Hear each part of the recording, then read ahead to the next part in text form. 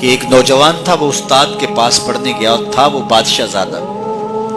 تو استاد نے جب یہ حدیث سنائی نا کہ من سمت نجا، جو خاموش ہو گیا وہ نجات پا گیا، تو شہزادہ خاموش ہو گیا۔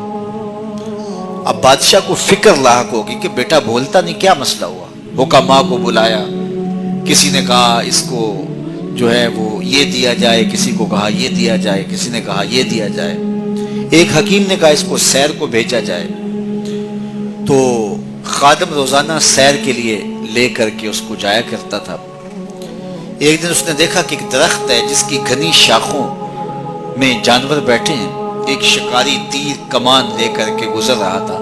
اس نے غور سے شاخوں کو دیکھا، اسے کچھ دکھائی نہیں دیا، گزر گیا۔ ابھی گزرا ہی تھا کہ بیٹھی ہوئی فاختہ بول پڑی، تو وہ پھر پیچھے پلٹا اور غور سے دیکھا اور تاک کے تیر مارا، پھڑ پھڑاتی ہوئی فاختہ نیچے آ گئی۔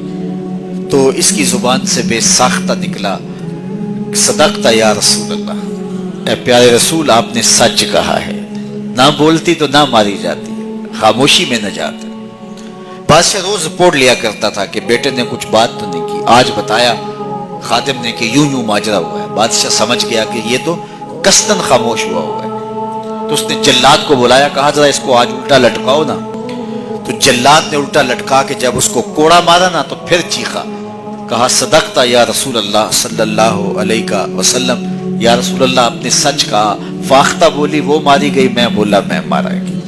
خاموشی اختیار کریں گے، جہاں بہت ضروری ہو وہاں بولیں گے، زبان کی آفتوں سے بچ جائیں گے تو بہت سارے گناہوں سے بچ جائیں گے۔ اس کی آفات سب سے زیادہ ہے، سب سے زیادہ گناہ زبان کی وجہ سے۔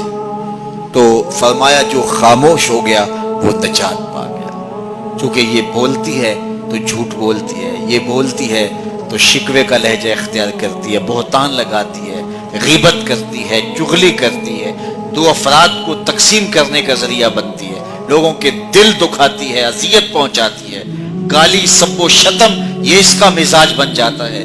تو اس لیے زبان سے جب بولیں تو خوبصورت بات بولیں یا پھر خاموش رہیں، تو خاموشی نجات دیتی ہے، جو خاموش رہا وہ نجات پا گیا۔